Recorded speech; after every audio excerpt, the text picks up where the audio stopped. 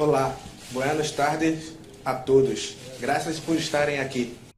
Salut mes madrilènes, salut mes merengues, salut mes galactiques. Alors, vidéo que je n'avais pas réellement prévu de faire maintenant, où j'aimerais revenir sur le cas de Vinicius Junior et notamment en Liga. Je profite du fait qu'on ait une semaine entière de repos entre deux matchs, ce qui va être très rare cette année, surtout avec le calendrier surchargé des madrilènes, dû notamment à la nouvelle version de la Ligue des Champions et à la Coupe du Monde des clubs en 2025. Bon, du coup Vinicius. Je ne vais pas vous faire tout son parcours en détail, mais pour le besoin de la vidéo, on va tout de même devoir s'y atteler. Vinicius, c'est plus de 260 matchs avec le Real Madrid au moment où je vous parle. La jeune pépite brésilienne débarque à Madrid en 2018 à ses 18 ans pour 45 millions en provenance du club de Flamengo. Et c'est un diamant brut.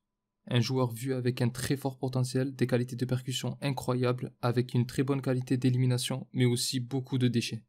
Mais à l'époque et à l'image d'Hendrick qui a également signé au club cette année, le joueur quitte le pays qu'il a vu naître et où il a grandi. Il découvre un nouveau continent, un nouveau pays, un nouveau championnat avec de nouvelles exigences. Il est encore très jeune et donc il va falloir lui laisser du temps. Malheureusement pour lui, il débarque à Madrid l'année du départ de Cristiano Ronaldo qui était une légende du club et de la démission de Zinedine Zidane qui venait de rafler 3 Ligues des Champions consécutivement avec le Real Madrid. Un record historique qui ne sera jamais égalé dans la seconde formule de la Ligue des Champions. Il commence donc son aventure avec Julen Lopetegui puis Santiago Solari qui va très vite le faire énormément jouer. Notamment dû à ce moment-là à l'absence de joueurs réellement percutants. On a une équipe du Real Madrid orpheline de Cristiano Ronaldo, un joueur capable de mettre 50 buts par an. Et malheureusement, ni Gareth Bale qu'on voyait lui succéder, ni Asensio qui lui va subir une grosse blessure et qui après ça n'aura jamais pu atteindre le niveau que son potentiel laissait espérer, ne vont faire l'affaire. Cette année-là, on a aussi un Modric épuisé après une saison 2017-2018 incroyable, où le Croate obtient même son ballon d'or, après avoir été excellent sur la 3e Ligue des Champions et après avoir emmené sa nation en finale durant le mondial sur ce même été. Reste tout de même Karim Benzema qui lui par contre va petit à petit devenir le leader de l'équipe. Alors, concernant Vinicius, et malgré une blessure face à l'Ajax en Ligue des Champions qui va l'éloigner des stades jusqu'à la quasi-fin du championnat, la saison en Liga du Brésilien sera honnête pour un très jeune joueur qui vient de débarquer à la Casablanca. Pas encore l'ennemi numéro 1 des stades, pas encore victime de racisme, des stades d'un ailier remplaçant, il arrivera tout de même de temps en temps par à coup à être décisif. Et honnêtement, il s'agit là d'une année prometteuse pour le jeune joueur. Ça va continuer la saison suivante où même sous les ordres de Zidane, qui était revenu sur le banc du Real durant la blessure du Brésilien, il continuera à jouer très fréquemment, notamment suite à des prestations catastrophiques de Gareth Bale. En réalité, les signaux vont débuter postérieurement à tout ça, puisqu'après avoir enchaîné les matchs sans marquer un seul but, il finira par retrouver le chemin défilé face à Osasuna en septembre 2019. Après une longue période de disette, ce dernier fondra même en larmes sur le terrain pris par l'émotion. Et il n'en fallait pas plus déjà à l'époque pour que sur les réseaux, les supporters des clubs rivaux s'accaparent cette image. Et entre ça et les problèmes de dernier geste du Brésilien qui fait très souvent les mauvais choix, ce qui attire également les moqueries, on voit déjà que c'est devenu l'une des cibles favorites des adversaires de la Maison Blanche.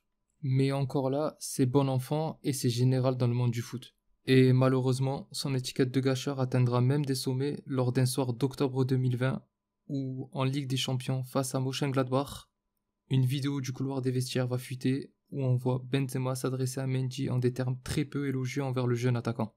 Il fait n'importe quoi frère, joue pas avec lui, la vie de ma mère, il joue contre nous. Alors même que Vinicius se tenait seulement à quelques mètres d'eux, mais ne parlant pas la langue, il n'a pas l'air de se douter de ce qui se passe. Petite parenthèse, pour ceux qui ne comprennent pas la réaction de Benzema, c'est très courant dans le monde du football, et même dans le monde du sport en général, avec l'esprit de compétition, l'envie de gagner, ça arrive très souvent entre coéquipiers. Moi-même, il m'est arrivé d'être encore plus dur avec des amis à moi, et inversement d'ailleurs. Pourtant, une fois les esprits calmés, on se tape dans la main et tout est oublié. En général, bien sûr, ça dépend des termes employés après, mais vous m'avez compris. Enfin bref, cet épisode va créer une explosion chez les supporters adverses, qui vont profiter du fait qu'un de ses propres coéquipiers le critique, pour commencer à être de plus en plus virulent envers le jeune Brésilien. Et malgré une réaction et une tentative d'apaisement de Vinicius quelques jours plus tard, où il reviendra sur cet épisode polémique, ça a été du bruit. Ce bruit n'est pas pour moi. Entre professionnels du football, nous savons très bien ce qu'il y a. Il y a des codes que vous méconnaissez. Karim et moi, nous ne sommes pas seulement coéquipiers, ce qui est déjà beaucoup. Nous sommes des professionnels et nous connaissons le milieu dans lequel nous évoluons. Ma relation avec Karim est excellente. Et malgré également quelques coups d'éclat du Brésilien comme l'élimination de Liverpool grâce à un magnifique doublé et quelques matchs où il arrivera à se montrer intéressant, Malheureusement, il n'en sera rien et Vinicius continuera à être extrêmement irrégulier et toujours aussi moqué pour sa finition. Il est à ce moment-là l'un des joueurs les plus critiqués en Liga par les suiveurs du championnat. D'ailleurs, les détracteurs s'en donneront encore joie, en témoignent les compiles de ses fails qui tourneront sur les différents réseaux sociaux. Cependant, la saison suivante s'annonce comme un tournant dans la carrière du joueur, puisque sous les ordres de Carlo Ancelotti, le tacticien étant revenu à son tour après le nouveau départ de Zidane durant le mercato 2021, là par contre, on va avoir le droit à un Vinicius totalement métamorphosé et il brillera enfin avec son club. Non seulement par les différences faites sur son côté, mais également et surtout par les stats. Le joueur fait enfin les bons choix, il est enfin précis devant la cage, le Brésilien arrive à être décisif dans les petits matchs comme dans tous les grands rendez-vous, avec un Karim Benzema au summum de son art et en feu à ses côtés, qui sera même élu Ballon d'Or à la fin du parcours extraordinaire en Champions League lors de cet exercice 2021-2022, mais également un Rodrigo excellent qui les qualifiera avec ce doublé mémorable à l'Emirates Stadium face à City. Le Brésilien va conclure cette magnifique saison, notamment en étant buteur en finale de Ligue des Champions face à son adversaire fétiche Liverpool. Et il ne s'arrêtera pas là, puisqu'il en fera de même l'année suivante, où suite aux nombreuses blessures du numéro 9, c'est lui qui deviendra l'atout majeur du club. Bon, après ça, vous connaissez la suite l'année dernière, où avec l'arrivée de Bellingham qui va flamber en première partie de saison, et Rodrigo qui va également le suppléer durant quelques matchs, le Brésilien va revenir de blessure et tout fracasser, que ce soit en Liga ou en Ligue des Champions, et il est même en passe de devenir le Ballon d'Or cette année. Et là, bien sûr, va arriver un problème pour les adversaires qui ne peuvent plus se moquer du Brésilien pour son manque de réalisme, qui ne peuvent plus le critiquer sur ses mauvais choix dans le dernier geste, ce qui le rend extrêmement dangereux et énervant pour les équipes d'en face et les supporters des autres clubs.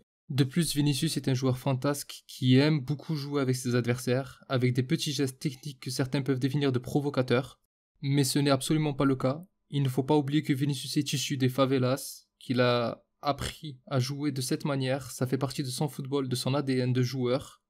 Et ce n'est pas le seul dans ce cas-là, prenant par exemple une légende comme Ronaldinho, il n'est pas connu pour avoir le jeu le plus épuré du monde. Mais bon, ils ont raison, ils s'amusent, et c'est comme ça qu'ils prennent du plaisir. Leur but est bien le jeu et non l'humiliation.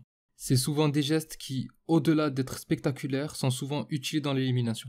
Bref, et quand c'est comme ça, malheureusement et qu'on ne peut plus critiquer les performances des joueurs, eh bien on s'attaque directement à la personne. Vinicius est connu pour être quelqu'un d'assez émotif et sanguin, qui a prouvé qu'il pouvait craquer, répondre, et même sortir d'un match si on le provoquait. Et autant dans les premiers temps ça allait, ça commençait par des sifflets, des huées qui descendaient des gradins, comme il y en a de partout. Pour essayer de les déstabiliser, les grands joueurs sont souvent ciblés de cette manière-là. Autant, très vite ça a commencé à être présent également sur les terrains de football, puisque les défenseurs à leur tour, fatigués d'être ridiculisés par les dribbles de l'ailier, ont commencé eux aussi à s'en prendre à lui, à jouer plus dur sur le madrilène, à être plus rugueux avec lui, et cela est d'autant plus voyant que le Brésilien n'est pas du genre à se cacher. Dans les matchs, il demande beaucoup de ballons, fait beaucoup d'appels, mais le revers de la médaille, c'est qu'il n'est pas non plus du genre à ne pas répondre aux provocations. On le voit souvent s'agacer et répondre avec des petits gestes, ce qui petit à petit a fini par lasser les arbitres de Liga, qui ont eux-mêmes fini par prendre en grippe le joueur. Et on est rentré dans un jeu malsain, où ces mêmes arbitres ont commencé à ne plus siffler certaines fautes flagrantes sur le Brésilien, qui, de son côté, se montrait de plus en plus hostile dans ses réactions. Et encore, si ça ne s'était seulement arrêté qu'à ça, on n'aurait pas fait toute une vidéo. Mais certains supporters, enfin, on va appeler ça supporter, mais ce n'est pas le cas pour moi, ce n'est pas ma définition d'un véritable supporter de club, ont profité de cette tension autour du joueur qui a grimpé de manière inquiétante pour déverser non seulement une haine envers ce dernier, mais également le racisme totalement décomplexé envers une certaine communauté. Et honnêtement, je déteste parler de ça. On est tous de la même race, il n'y a qu'une seule race, et c'est la race humaine. Malheureusement, il y a eu beaucoup de cas concernant Vinicius.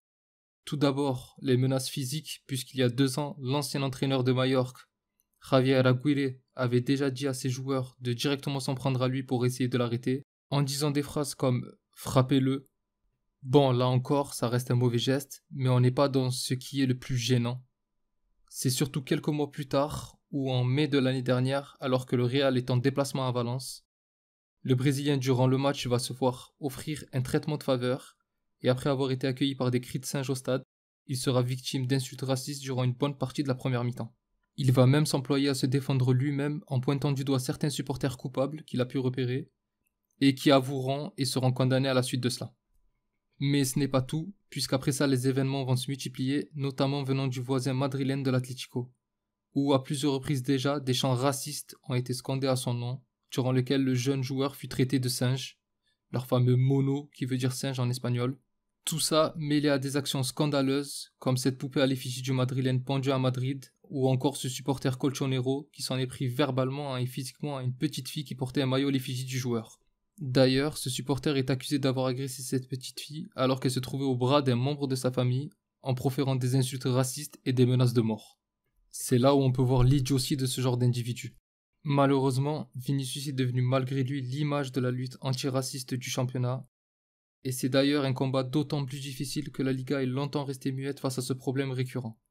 En effet, ces événements ne datent pas que depuis la présence du Brésilien, puisqu'on se souvient que des années auparavant, Samuel Eto'o, alors attaquant du FC Barcelone, avait déjà subi le même traitement dans certains stades, et rien à l'époque n'a été mis en place pour y remédier.